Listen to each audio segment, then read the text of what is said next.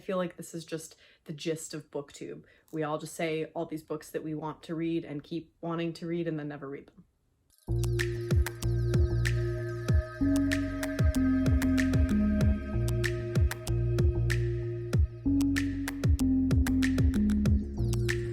Hey guys, what is up? My name is Kaylee. Welcome back to my channel. Today I am coming at you with my November would like to read / TBR. All right, so this month I decided to go with kind of a theme, and it's a way to tackle my TBR that is ever expanding because I've been getting Owl Crate books and because I subscribe to Book of the Month Club, and for a brief time I was a Book of the Month YA affiliate. So I have a lot of books from book boxes that have been weighing down my TBR cart, and thus I'm going to show you all of the books that I have on the table to read in November. Outside of that, I am reading Ninth House by Leigh Bardugo. So I will be finishing that in November. I am approximately, 55% through. And because I didn't get the audiobook for the third book in the Diviners series by Libba Bray in time to do it with the Diviners read-along, I am going to be listening to it as well. I just got it like 2 days ago, so I started it already, but before The Devil Breaks You by Libba Bray, book 3 in the Diviners trilogy. Fourth one is out in February, right before my birthday, so I am really stoked about this reread. And now that the other 2 books are fresh in my mind, it'll be great to get into come February. And lastly, before we get into the books that I intend to tackle in November, I do have 4 books pre-ordered that all come in on November 5th.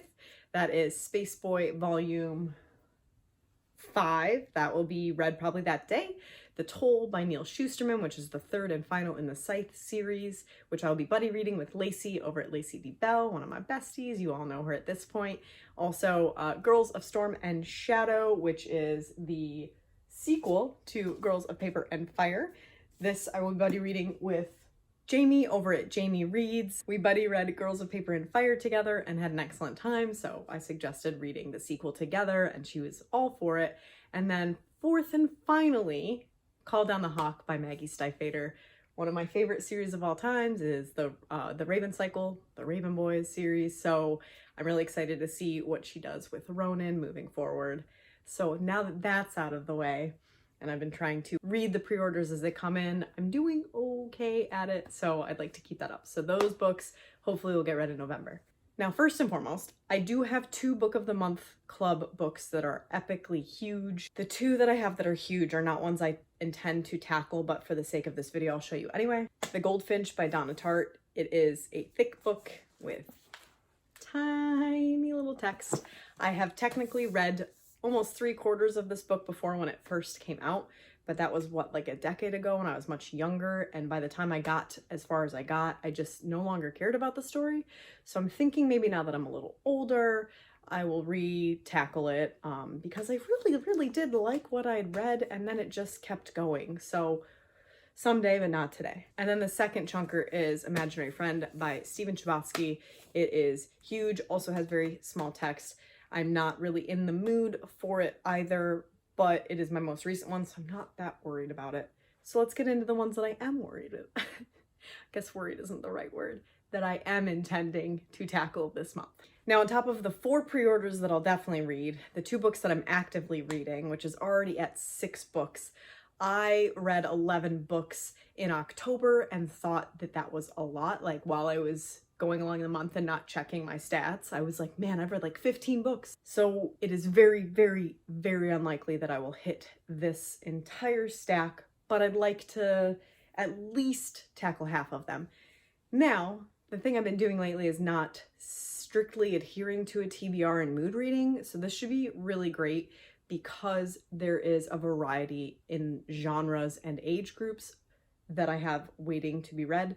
So it should really help with mood reading, but let's get into what I have. So first, Frankly in Love by David Yoon. This is his debut novel. It is a story about a Korean-American boy who has grown up in a not very Korean family. They don't call him by his Korean name. They haven't taught him how to speak Korean, but they still expect him to fall in love with a nice Korean girl, except he's already dating a white girl. So it's a story about him trying to plan out how he's going to tackle this and tell his parents, and he enlists the help of a family friend who's in a similar situation, but it doesn't all go according to plan. So I've heard good things about this so far, and I'm really excited to read it. Next is a book that I've put on several TBRs this year and still haven't gotten to, so if I'm in a fantasy mood, this will probably be my go-to. It is Wicked Fox by Kat Cho. This is another Korean-inspired fantasy, urban fantasy that takes place in Seoul, Korea. It's about a girl that is half fox and half human, and it's after the folk tale where there's a nine-tailed fox and it has to eat men's livers, I believe, in order to exist.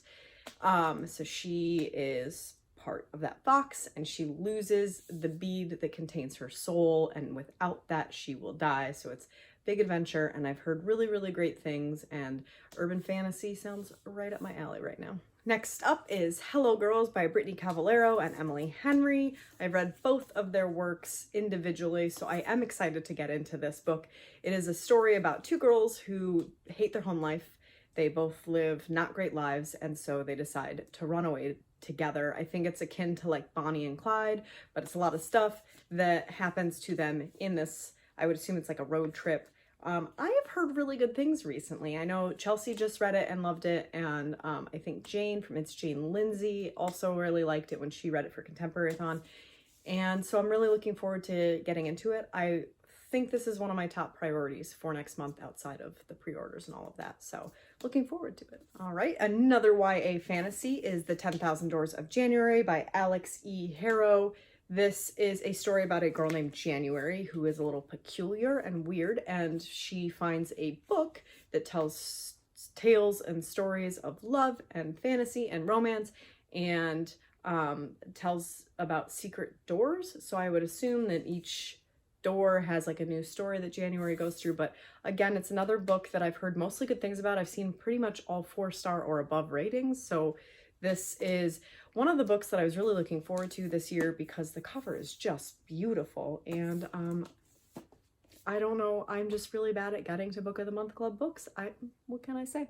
And lastly, insofar as YA from Book of the Month Club, I have Permanent Record by Mary H.K. Choi. So it's a story about a guy who's like living a pretty hard life. He's in a ton of debt, and he stumbles upon this pop star who has been like a childhood star and has come up into her celebritydom as like a young adult, and they kind of have like a little romance, I'm pretty sure anyway. So I'm sure it'll be messy and not easy, as one is just a common folk and the other is like a celebrity. So I've heard nothing but good things about this. I haven't read anything from Mary H.K. Choi, even though I really wanted to read Emergency Contact.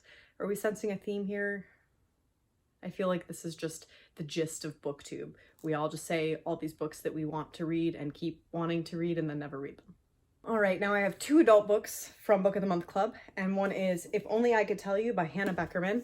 This I kind of picked on a whim when it was one of the choices in the month, and it's a story about family, basically. A mother named Audrey wants nothing more than her 2 daughters to be best friends in life, but they're not, and as they grow up into adulthood, they don't speak, and their children don't meet and hang out, and it's all because of this secret that's been kept in the family that can either break them apart further or link them back together.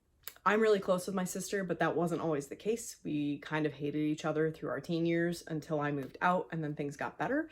So that's kind of why I was drawn to it, is I feel like maybe I'm going to relate at least a bit. So we'll see. I really do want to, I have a lot of YA in this list, and I really do want to throw some adult work in there to freshen up the onslaught of YA literature. So we'll see if I can get to this. But yeah, I always say it's a priority, but I guess they're all priorities, aren't they? And lastly, we have The Devil in the White City by Erik Larson. This is a book that I had on my possible October TBR, and though I read 11 books, this was not one of them. This is it's not nonfiction, but it's based on true events. So in 1893, the Chicago World Fair was built. This is a story about the architect that built the World Fair, but also the serial killer who took advantage of the World Fair to lure his victims to their demise. So I expect it to be very fact heavy on the architecture side, but interesting on the serial killer side. So I really had wanted to get to it this October, but I just read a lot of other stuff instead. So this is my other option for an adult work of sensationalized nonfiction. All right, so that's it for the Book of the Month Club. Now we're moving on to the Owl Crate books. So these are all YA. I have actually canceled my Owl Crate for the time being because I'm just backlogged so hard. And if there are books that I want, then I'll just get them instead of waiting to see if they're in a box. But these books go back a few months. So first and foremost, we have We Hunt the Flame by Hafsa Faisal. This is a story about a girl who dresses as a man to hunt in the woods to feed her people because there's like a war brewing, and if she's found out that she's a woman and not a man, that could be her death. And the prince is kind of torn too. There's a prince, he's the Prince of Death, and his father is a sultan, and if he is kind and compassionate, then he has to face his father's wrath. But otherwise, you know, he's got to do stuff like kill people.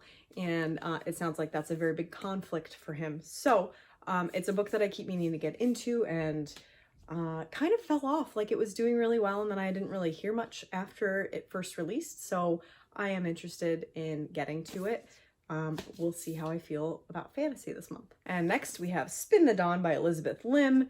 This book did not get a lot of great reviews. It was pitched as Project Runway meets Mulan, and it's a story about an emperor that needs a seamstress, but not a seamstress because it can't be a woman. So this woman disguises herself yet again as a man in this like competition of tailoring clothes to try and win and be the emperor's main tailor. The criticisms that I've heard about this is that the actual competition is like exciting and good, but the rest of it is a little bit dry. So I guess we'll see when I get to it. This is definitely not a priority. So unlike what I said earlier with every other book, we'll see. Maybe I'll just unhaul it eventually because I have not really seen many good things about it, but I have it and it is bogging down my TBR. Next, we have The Bone Houses by Emily Lloyd Jones. This is a story about a family that owns a graveyard, and they're called they are grave diggers. And Rin, the main character, her parents die, and she and her siblings have to try and scrounge together the money to keep their business going, but also on their land, because of a curse, not all dead stay dead, and they are called bone houses, and they have to try and figure out a way to prevent the dead from reanimating and also to try and keep this business afloat. I'm excited about this one, and I really love the Owl Crate edition cover. So again, it was another book that I was thinking about getting to in October, so maybe we'll get to it in November, or I'll just put it off till next October. That sounds like a good idea. And the next two are the most recent Owl Crate, so if you're trying to avoid spoilers at this point, you might not want to watch, but we got two books this month, and that is I Hope You Get This Message by Farah Naz Rishi, and this is a story about the time when Earth gets contacted by another planet, and for whatever reason, they have 7 days to decide whether there's gonna be like annihilation or whatever. They're gonna like work together. So there's 3 teenagers that you follow in this story, and it seems like there's gonna be a lot of representation in here. One of the characters is I would assume gay. It doesn't say it straight out in the dust jacket, but it doesn't use the word gay, but he's definitely queer. And there's another character that wants to find her dad, and then there's a final character that has his own issues. He's a computer coder, and he's never forgiven his sister for some wrongdoing that she has. So they have that week to kind of sort themselves out and figure out the problems in their lives and what's worth it. So it's like a YA contemporary sci-fi, and I'm excited about it. It wasn't on my radar until Owl Crate published it, but I think it would be a nice quick read, so hopefully I'll get to it. And lastly, there is Crier's Roar by Nina Varela. This, I read the dust jacket, and I really like the cover here. It's very glary in my lights, but I'm gonna be bad at summarizing this. So essentially there is a human servant that has to, in order to like move up in the world, or I don't know, have a better life, kill the Crier's daughter, and that person has been made to be beautiful and flawless and take her father's place in the royal retainer, that kind of thing.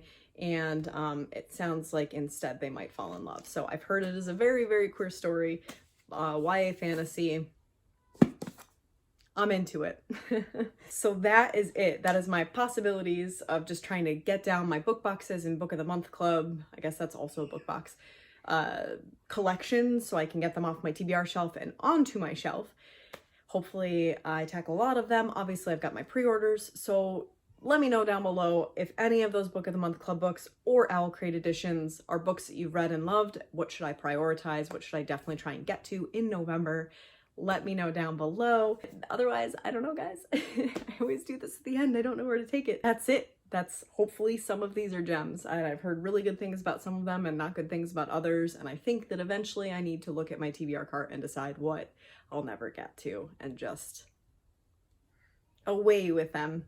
All right, guys. Thank you for being here. Like if you like this video, subscribe if you are new here and would like to see more content from me. I post all links to my social media down below. You can find me on Goodreads, Instagram, and Twitter. I hope you're having a fantastic October. Happy Halloween if you celebrate. And good luck in November for all of the books that you intend to tackle as well. I'll see you in the next one, guys.